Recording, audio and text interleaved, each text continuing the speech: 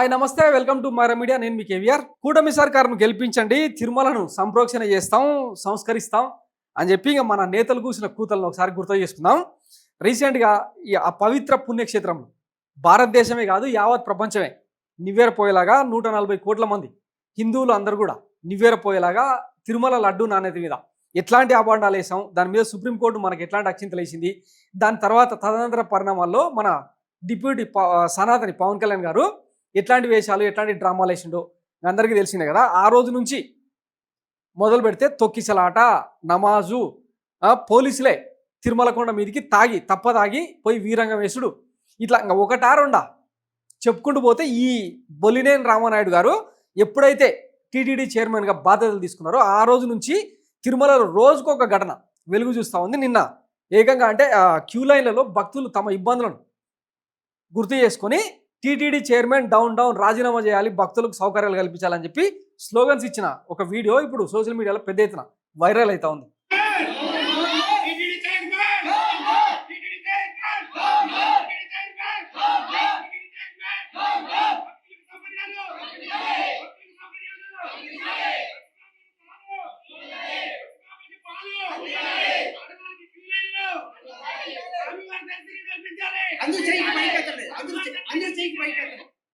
విన్నారు కదా, ఇదనమాట క్యూ లైన్లలో పిల్లలకు పాలు లేవంట, నీళ్ళ సప్లై లేదు, ఏదో భోజనం కూడా ఇస్తారు కదా టమాటా రైస్ లాంటివి, అవి ఏవి కూడా ఆ సౌకర్యాలు కల్పించకుండా తీవ్రంగా ఇబ్బందులు పెడతా ఉన్నారంట.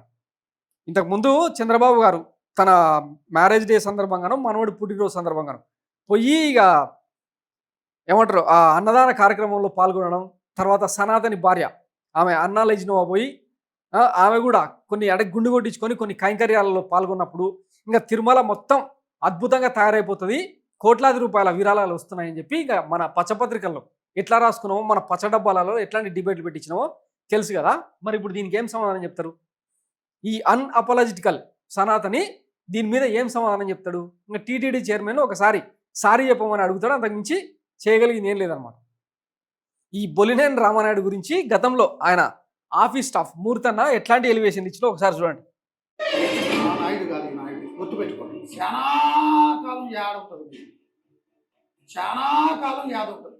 బిఆర్ నాయుడు అంటే తమాషా అనుకుంటారా? బిఆర్ నాయుడు అంటే చంద్రబాబు నాయుడు అనుకున్నారంటే వదిలేస్తారు. విన్నారు కదా, చాలా కాలం గుర్తుంటుంది, నిజంగానే గుర్తుంటుంది. ఎందుకంటే ఇంత దిక్కుమాలగా తనంగా టీటీడీని నడిపిస్తున్న వ్యవహారం చాలా కాలం గుర్తుంటుంది.